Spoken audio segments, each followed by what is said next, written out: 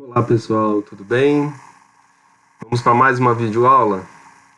Então, a gente começou a falar aí, né, de reconhecimento, recompensa.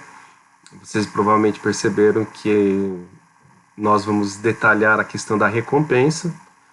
E então o tema da nossa videoaula de hoje é remuneração, tá bom?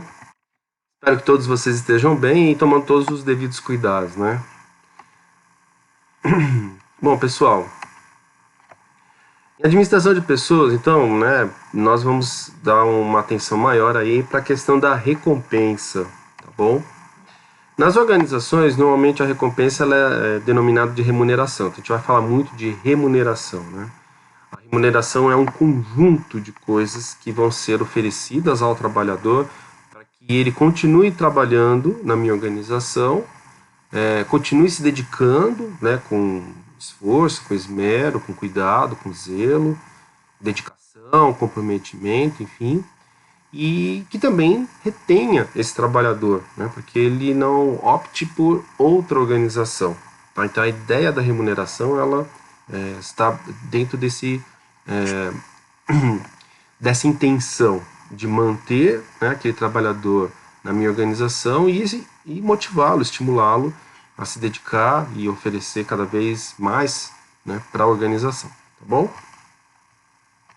A remuneração, então, é um processo organizacional, não podemos perder isso de vista, né? Ele se trata de uma ação feita pelas organizações que corresponde, então, à contrapartida do contratante. Então, alguém vai contratar, né? Então, ele é o contratante, e muitas vezes, principalmente se ele estiver sob a legislação vigente, né, a CLT, a Consolidação das Leis do Trabalho, nós vamos chamar o contratante de empregador, tá? É a contraparte, então, do contratante ao trabalho realizado pelo trabalhador. Então, o trabalhador, né, a mão de obra, que muitas vezes também é uma outra expressão muito comum, ela tem que ser paga, né, tem que pagar essa mão de obra. Então, esse pagamento é a contrapartida do contratante ao trabalho que vai ser realizado aí pelo trabalhador, que também, né, se estiver ali segundo a CLT, nós vamos denominar, vamos chamar esse trabalhador de empregado. Né? Então, a relação empregador-empregado é a relação mais comum, é o vínculo trabalhista mais comum no Brasil. Tá? A flexibilização da legislação trabalhista e essa nova economia, né, principalmente a economia digital, tem criado relações que não são mais de empregado e empregador, né? Mas ainda continua existindo o contratante e o trabalhador, tá? Então, só para dar um exemplo, os motoristas de Uber, eles não são empregados da Uber, né? Eles trabalham para a Uber, mas eles não são empregados, eles têm uma vinculação autônoma com a Uber. Então é como se a Uber contratasse as pessoas pelo serviço, mas sem nenhum tipo de registro em carteira, né? Simplesmente é uma relação direta. Então, o motorista ele executa uma viagem, ele já recebe por aquela viagem e ponto, né? Sem qualquer nenhuma outra relação, vinculação, tá? Apesar de emergir esse tipo de relação, né? E também um pouco antes desse modelo, muitos trabalhadores também começaram a criar suas microempresas. Então, a empresa contratava uma microempresa. Então, a empresa ela incentivava o trabalhador a ter seu próprio CNPJ, né, sua própria microempresa, e a partir dessa contratação você estabelecia uma relação, um contrato jurídico, né, entre pessoas jurídicas, que no linguajar mais comum o pessoal estava chamando de pejotização, né, o famoso PJ, que é a sigla pessoa jurídica. Essas relações que começaram a emergir, principalmente agora, no século XXI, né?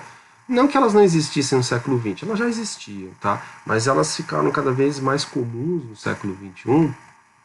Elas têm tomado uma boa parcela do trabalho, né? Então, muitos trabalhadores hoje já estão nessas novas relações contratuais, tá?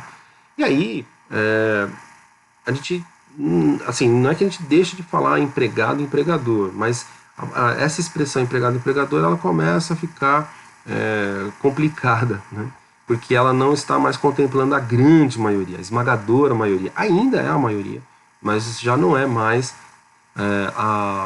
aquela maioria absoluta, né? Então, tem um pequeno grupo que é pejotizado, tem um pequeno grupo que é autônomo, já não é tão verdadeira mais essa expressão, uma vez que tem se diminuído o número de contratações via CLT, né, com carteira registrada, né, a carteira de trabalho e previdência social registrada, e aumentado, né, esse tipo de contrato que segue uma outra legislação, que não é a trabalhista. Tá bom? Muito bem. Em relação à remuneração, então o que a gente precisa entender é que ela vai ser o pagamento. Então, é a forma como eu pago o trabalhador para que ele continue trabalhando para mim, né? Para minha empresa, né? Para mim não, né? Para minha empresa. Então, se eu quero que ele trabalhe para minha organização, se eu quero que ele continue se dedicando, produzindo, né, para a minha organização, eu preciso pagá-lo. E a remuneração, então, é esse pagamento, é a forma como eu pago o trabalhador pela contribuição do trabalho dele no atendimento dos interesses da organização. E esse pagamento ele pode se dar de diversas formas, tá? Então, a gente costuma subdividir a remuneração em três, tá? Então, são três, normalmente, né, são três agrupamentos, que a gente poderia dizer assim, de coisas que a organização pode oferecer para o trabalhador para remunerá-lo, tá?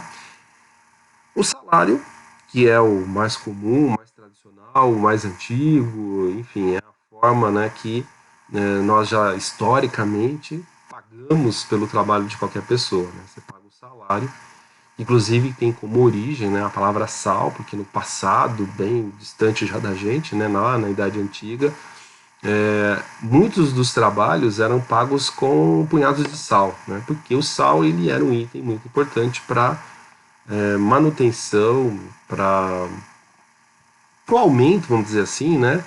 Da, do alimento, né? O aumento do prazo de validade do alimento. Era uma forma de você reduzir, né? A perecibilidade dos alimentos. Então você usava o sal. Então o sal ele era um item muito importante para a sobrevivência, né? E aí, a partir dessa, vamos dizer, desse tipo de pagamento lá da Idade Antiga, e a palavra sal acabou dando origem à palavra salário, que vai ser esse valor que hoje, né, se expressa na forma de dinheiro, né, na forma financeira, como pagamento pelo trabalho exercido por alguém. Tá? Professor, quando a gente fala de pejotização, né, a relação entre uma empresa e uma microempresa, por exemplo, ou do autônomo, né? Principalmente nesses termos contratuais que eu dei como exemplo aí o caso da empresa Uber, né? Motorista de Uber. A gente continua falando de salário. Então, de qualquer forma, veja, não seria adequado, né? Porque o salário geralmente estabelece uma vinculação empregatícia, tá? Mas, sim, né? Porque também a gente vai chamar isso de como? Ah, é um pagamento. Sim, o salário é um pagamento, né? E é um pagamento destinado ao exercício de uma tarefa, de uma atividade. Então, não deixaria de ser, né? Apesar de, por exemplo, na relação entre pessoas jurídicas, né, uma grande empresa contratando uma microempresa, né, um microempresário, essa relação a gente poderia chamar de faturamento. Né? Inclusive, ela se enquadraria, né, sob o ponto de vista contábil, como faturamento, e teria, inclusive, uma tributação diferenciada. Tá? Mas não deixa de ser aí só uma forma diferente, né, da ideia que está em torno do salário. Tá bom? Muito bem. O outro tipo é o benefícios e um terceiro tipo aí, né, uma terceira divisão, né, a subdivisão da remuneração nós chamamos de incentivos, tá? Vamos falar um pouquinho mais aí sobre o salário. Então, o salário vai ser a recompensa financeira. Então, geralmente, né, o pagamento se expressa na forma de dinheiro. É a única forma? Não. Eu acabei de falar, né, que lá no passado usava sal, né? E nada impede que, em algumas relações, esse salário ele se dê de outra forma. Né? Ele seja pago na forma de uma mercadoria, na forma de um serviço, enfim. Mas é comum, talvez até a gente poderia dizer aqui que praticamente é o que mais se vai perceber no mundo inteiro esse pagamento usando dinheiro, né? Essa recompensa, então, na forma financeira, tá bom? Muito bem. O salário, hoje, ele pode ter algumas características, né, em relação a esse valor que vai ser pago pelo trabalho de alguém. Tá? Esse valor, ele pode ser um valor fixo, então eu posso ter um valor que sempre vai ser pago. Por exemplo, eu vou pagar o salário mínimo para alguém. Né? Então esse valor, ele é fixo, R$ 1.047. Né? Eu vou lá e pago esse valor, é um valor fixo. Então, não importa o quanto aquela pessoa produz ou o quanto aquela pessoa se dedique ao trabalho, é aquele valor e ponto. Tá? É um valor fixo. Tem também alguns salários que são na forma variável. Né? E com a flexibilização da legislação trabalhista tem sido muito comum, inclusive, esse tipo de remuneração, que é a remuneração por produção. Então, você produz uma determinada quantidade de uma mercadoria, por exemplo, você vai ser pago por essa produtividade. Se num dia você produzir menos, vai receber menos. Num dia que você produzir mais, você vai receber mais. Né? Que era o modelo original. Tá? Então, quando você pega lá a Revolução Industrial, né, e principalmente o século XIX, o modelo de pagamento era por peça. Né? O operário ele recebia o salário dele conforme ele produzia peças. Então, se ele produzia mais ou menos peças, ele ganhava mais ou menos salário, tá bom? Esse modelo ele foi substituído no século XX pelo salário fixo, né, na sua grande maioria, né, não só aqui no Brasil, mas em várias partes do mundo, porque existem variáveis que estão fora do controle do trabalhador que podem ou favorecer ou desfavorecer a produção. Né? E aí, por conta dessas variáveis, para que se buscasse assim, uma certa justiça, uma certa equidade, então se pensou, né, na remuneração por meio de um salário fixo. Tá? Ah, mas aí como é que eu faço para que um produza tanto quanto o outro e que ambos estejam se dedicando ao máximo, né, dentro daquilo que é possível e permitido? Bom, aí vocês pode usar outros mecanismos. Né? Por exemplo, que começa a ficar muito comum, principalmente na segunda metade do século XX, é você ter uma parte do salário fixa que garantiria a sobrevivência, por exemplo, daquele trabalhador e de sua família, e para que ele pudesse se empenhar mais, se esforçar mais no trabalho, uma parte variável. Então tinha uma parte que era certa, ele ia receber, e uma parte que ele poderia receber se ele oferecesse alguma diferença, algum diferencial ali na produção dele, tá? E esse é um modelo que começa a ficar bastante popular ali ainda, né, no século XX, na segunda metade do século XX, e tem sido bastante comum hoje em dia, tá? Há um resgate desse modelo lá do século XIX da produção, do pagamento por produção, né? Então, de novo, né, resgatando o exemplo do Uber, o Uber é remunerado pela quantidade de viagens. Se ele faz muitas viagens, ele ganha mais. Se ele faz menos viagens, ele ganha menos. Tá? Isso é bom ou ruim, professor? Bom, aí existem vários aspectos que a gente poderia debater, mas eu vou deixar para esse debate um pouquinho para frente, tá bom? Hoje eu só vou fazer a apresentação mesmo da remuneração de uma forma mais, vamos dizer assim, técnica. Mas a gente faz algumas reflexões a esse respeito, sim, tá bom? Não se preocupe. Eu vou destacar aqui porque muitas vezes o pessoal fala, dá um exemplo de remuneração variável. A comissão de vendas, né? O vendedor, geralmente, ele tem uma parte do salário dele que é fixa, geralmente um valor bem baixo. Tá? Algumas empresas acabam até usando o salário mínimo, né? Como parte fixa. Ele recebe o quê? Ele recebe um salário mínimo, né? Na parte fixa. E o restante do salário dele é proporcional às vendas que ele realiza, né? É a famosa comissão de vendas. A comissão de vendas não é um incentivo, professor? Não, ele é salário variável. Porque ele faz parte do pagamento pelo trabalho daquele tipo de profissional. Então o vendedor, ele é remunerado pelo que ele executa. O que ele executa? Vendas. Então quando ele vende, ele está cumprindo o papel principal dele, o trabalho principal dele. Né? Então não é exatamente um incentivo, mas sim um pagamento mais característico, mais correto, mais adequado para o tipo de trabalho que ele desenvolve. Então, às vezes, algumas pessoas acabam usando a comissão de vendas como exemplo de incentivo, mas não é adequado. Né? O correto é você entender a comissão de vendas como a parte variável do salário. Algumas empresas hoje já têm adotado como salário totalmente variável a comissão de vendas. Então, o vendedor ele ganha por aquilo que ele vende. E se ele não vender, ele não ganha. Não tem uma parte fixa, tá? Mas a maioria ainda dos vendedores tem uma relação que tem uma parte que é fixa, geralmente o valor menor, como eu falei, né? Usualmente até o salário mínimo, e a outra parte do salário dele é variável conforme ele consegue fechar aí as vendas, tá bom? Mas salário variável, não é incentivo. Daqui a pouco eu explico o que é incentivo. A remuneração, né, no caso do salário, ela pode se dar por cargo, que é o mais tradicional, e até por força de lei. A nossa legislação, nesse sentido, é bastante inflexível. Tanto que quando você tem, por exemplo, um processo judicial, né, então tem lá tem alguma divergência entre entre o empregado e o empregador, né, e isso é levado para a justiça, né, para o poder judiciário, não para a justiça, para o poder judiciário. No poder judiciário, as decisões elas giram em torno do salário por cargo.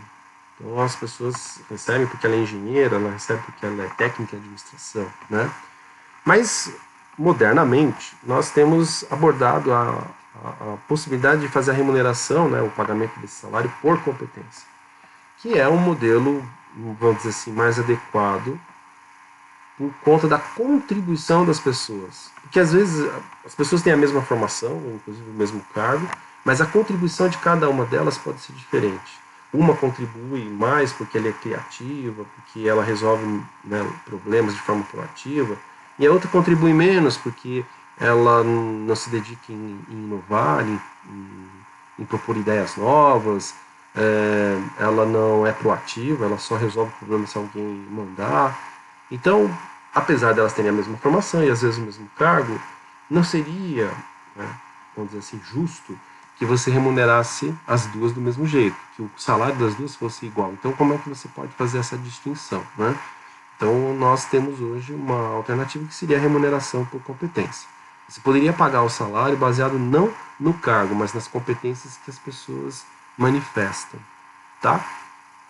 Só que a nossa legislação ela é bastante inflexível nesse sentido, porque quando você faz distinção de salário entre pessoas que têm o mesmo cargo, aquela que ganha menos ela pode se sentir prejudicada, abrir um processo judicial e ela vai ganhar, porque a remuneração, do ponto de vista legal, né, do ponto de vista da lei, ela não prevê essa alternativa do pagamento, né, de um salário, por exemplo, por competência.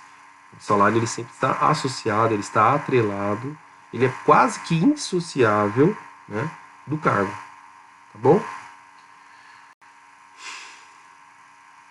Bom, o outro tipo, como eu falei para vocês, né, além do salário, é o benefício, são os benefícios. Os benefícios são ganhos econômicos, então, veja, quando eu falo ganho econômico, não necessariamente dinheiro, eu posso ter benefícios que não são financeiros, tá? Posso ter benefícios que se dão na forma, que são oferecidos na forma de um serviço. Já vou dar um exemplo daqui a pouco, tá? Mas quando eu falo ganho econômico, eu não estou me referindo exclusivamente a dinheiro, não estou me referindo exclusivamente a um valor financeiro, tá? Então os benefícios eles podem se manifestar de outras formas que não a financeira, tá bom? Que não a monetária, né? Que talvez fosse o adjetivo mais adequado aqui. Então são ganhos econômicos obtidos a partir da oferta de serviços aos trabalhadores, cuja origem pode ser legal ou negociada. Opa, tem que mudar ali, tá? A oferta pode ser legal ou negociada. Pessoal, quando a gente fala de legal, estou falando de lei. Então existem algumas leis que estabeleceram benefícios aos trabalhadores, né? E elas normalmente são oriundas aí, né? Tem como origem a luta sindical, o esforço do Estado também em equilibrar, né, a relação de poder e de força entre o empregador e o empregado, tá? E aí eu coloquei com alguns exemplos que estão previstos na Consolidação das Leis do Trabalho, tá? O descanso semanal remunerado, o famoso DSR, né? As férias remuneradas, então nas férias todo mundo recebe um terço a mais do valor do salário, e são exemplos aí de benefícios, né, que foram conquistados lá no passado. Lá no passado elas foram negociadas, né, mas aí é, o Estado, né, o governo entendeu que era correto incorporar isso para todos os trabalhadores e transformou então em um benefício legal, tá?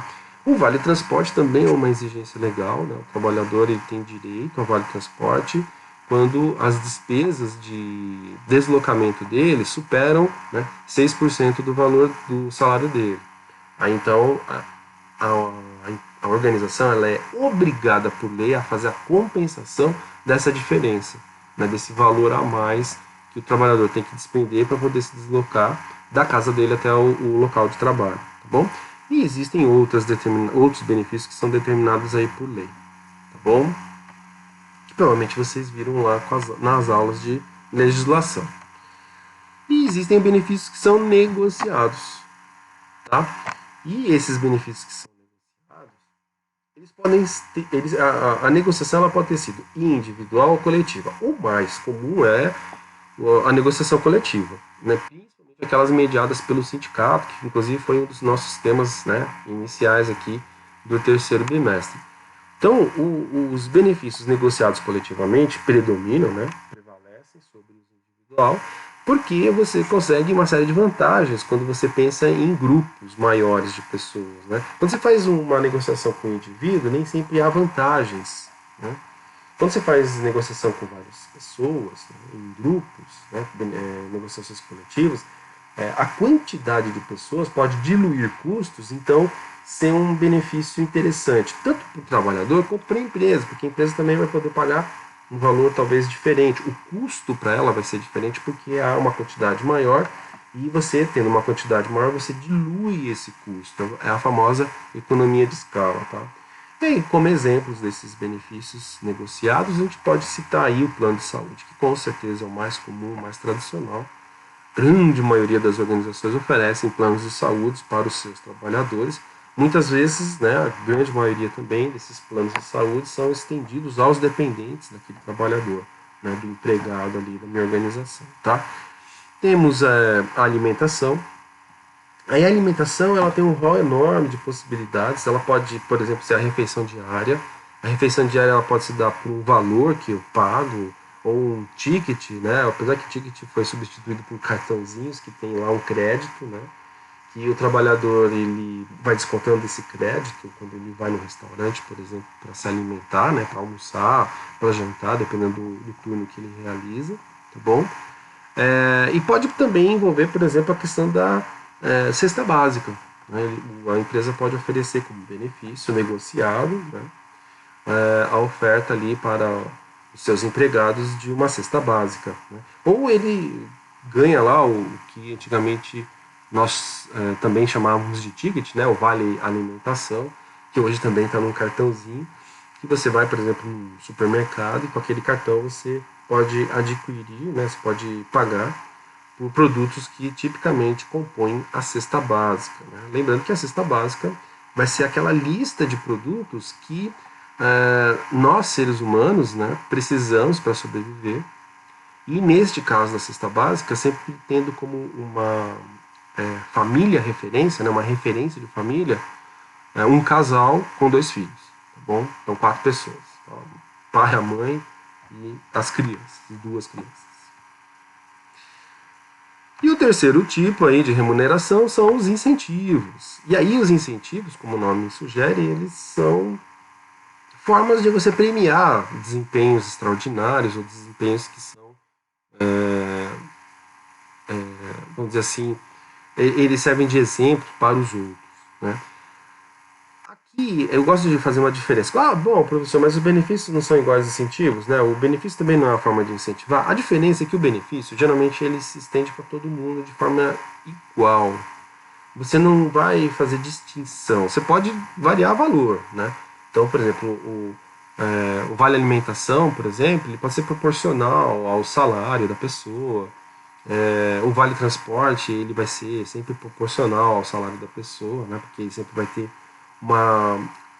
vai ser sempre a diferença daquilo que falta do trabalhador para ele conseguir se deslocar, né? Pagar no deslocamento dele a partir de uma referência de 6% do salário dele. Então, os 6% do salário de um trabalhador pode ser diferente do outro. Então, o benefício, ele pode ter variação de valor, mas ele é igual para todo mundo recebe aquele benefício.